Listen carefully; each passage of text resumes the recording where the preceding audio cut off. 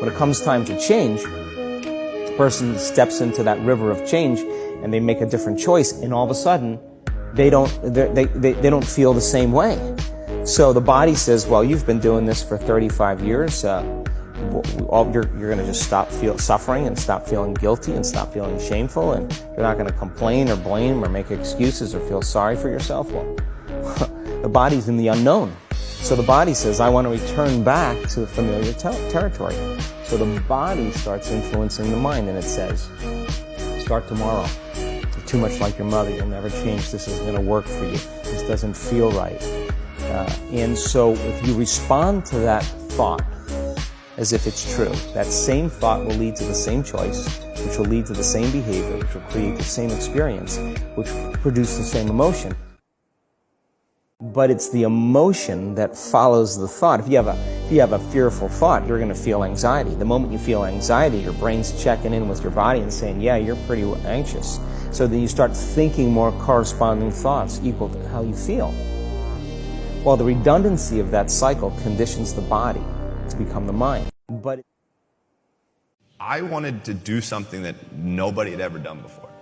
And that started with a dream and a goal. I wanted to be the greatest of all time. I went 5 straight years without missing a single day of workout, 365 days a year. Every single day I was in the water. And in the sport of swimming, when you miss one day, it takes you 2 days to get back. So I was already I was continuing to build on that throughout that time. And you know, that was kind of just how I was. There are days you're not going to want to do it, sure. I mean, everybody has those days. But it's what you do on those days that help you move forward.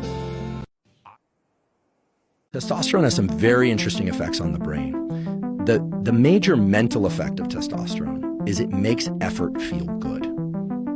Oh, that makes sense. And the reason it does it is that the amygdala, this fear center in the brain, this anxiety center in the brain, has androgen receptors. It has testosterone receptors. And so when humans are taking low doses or reasonable doses of testosterone, or they're increasing their testosterone, or they're going through puberty, effort and leaning into pain and challenge actually has the effect of making the body feel soothed and good. It's a drive.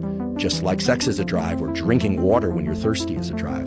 This stuff is all anchored deep within the hypothalamus. This isn't a cognitive thing. That makes sense why young men in particular are really driven to hard exercise and sports that are very, very difficult, that require extreme effort. Completely makes sense. Yeah.